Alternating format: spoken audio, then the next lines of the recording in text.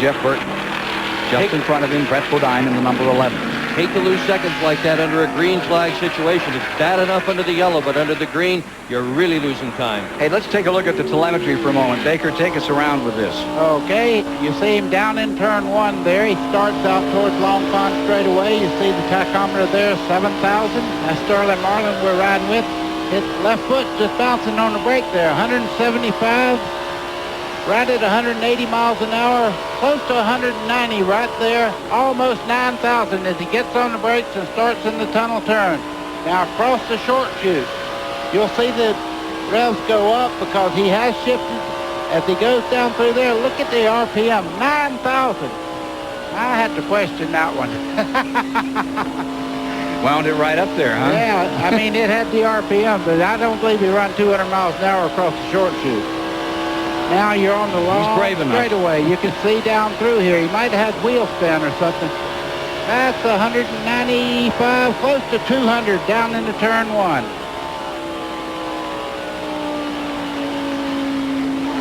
Coors, folks, it's their car we're riding in. They ask you to be responsible when you drink.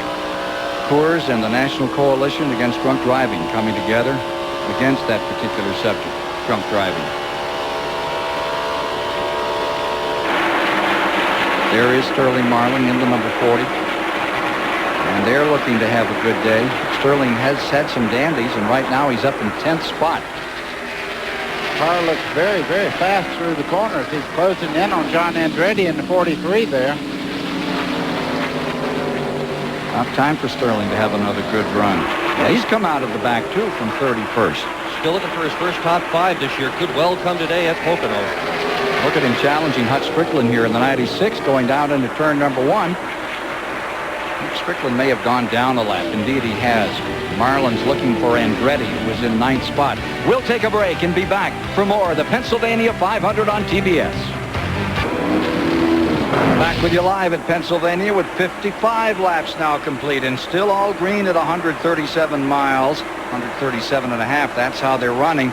With this man, Gordon, out in front by some 4 seconds and chewing up that right front tire. Here's Dick Trickle into the pits. Let's go to Steve Burns. You're exactly right, Ken. The right tire shredded on the number 90 of Dick Trickle. There's little they can do except try and get it back on. I can't see sheet metal damage from this side, but again, actually they're not in that big of a hurry right now. There may be more problems, but let's check in right now with Randy Pemberton. Well, Bill Davis owns the MBNA Pontiac that Ward Burton drives. Bill, so often you guys have great qualifying runs, run up front, and then something seems to happen. Will this be something different today? And I hope so. We need to stay up front real bad, you know.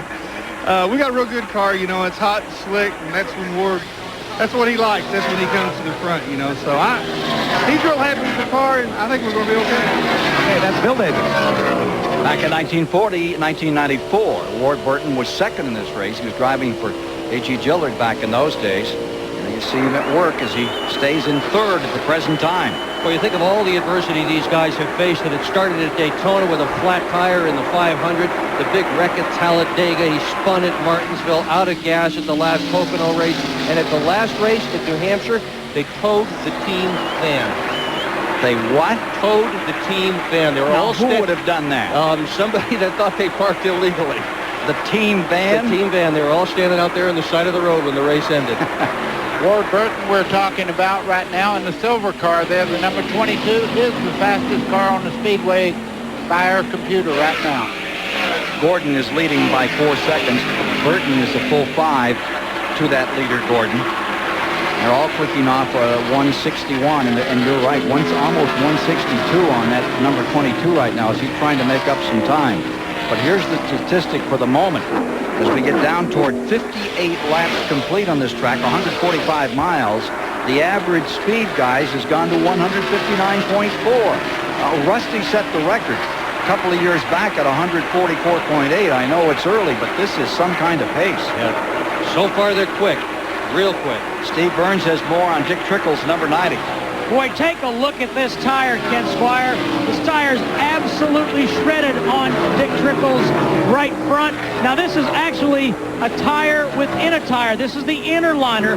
That helped keep Dick Trickle safe, but this thing is absolutely shredded on the number 90 of Dick Trickle.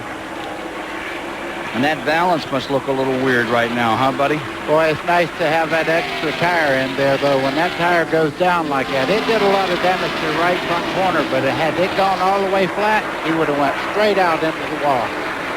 Pretty easy to do on this track anyway. Oh, yeah. Talk about this tunnel turn. If you ever want to come to Pocono and just want to be in the infield, station yourself over there. If you want the thrill of a lifetime, every lap, you gear in there, and that thing just keeps getting shorter and tighter, and it's a blind corner. You can't see through it, and every one of those guys goes in there rooting and gouging every single lap. There's your race summary now with 4 different leaders, and we've swapped the lead 5 times, and nary a caution over the first part of this distance, which is now getting towards 60 laps when they come by.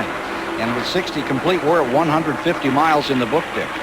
And Gordon has absolutely dominated this event so far. He is about 3.7 seconds ahead of the second-place car of Mark Martin, and obviously running just perfectly smoothly on a rail. That engine with more power than they have brought here to Pocono so far. Chassis just right. He's going to be tough to beat.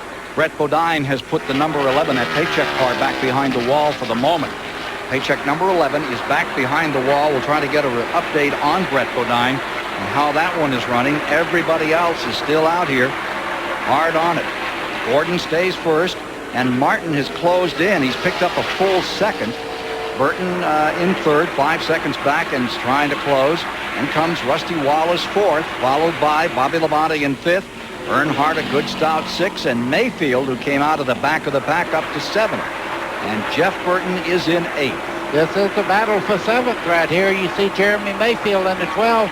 Jeff Burton right on the inside, side by side, down the front straightaway, heading down to turn 1, close to 200 miles an hour. Dale Earnhardt just in front of him. And just behind them, Jarrett in the 9th position. Remember, he took the penalty for being too quick on pit road in that first period of pit stops between laps 35 and 40. Alan Bestwick has Brett Bodine in tow. Well, Ken, Brett is still sitting in the car with his helmet on. Brett, you're back in the garage instead of where you want to be. What's wrong? Alan, it looks like something the valve crane busted. Either locked around too flat or it might have dropped the valve. The Paycheck's tore us. We didn't qualify very well, but we felt like we had a pretty good race car, and just track position was going to be the key. But with these long green flags, it's hard to get that track position. You try to make something out of pit stop, 2 tires or something like that. But we'll see if we can fix it, get back out there for the points. If not, we'll load it up and get ready to go to Indy. All right, Brett, tough luck today for Brett Bodine. He had been second in miles finished until today to Jeremy Mayfield. 61 of 200 laps now completed, and still not a sign of a caution flag in this race. Could be a new track record at Pocono today.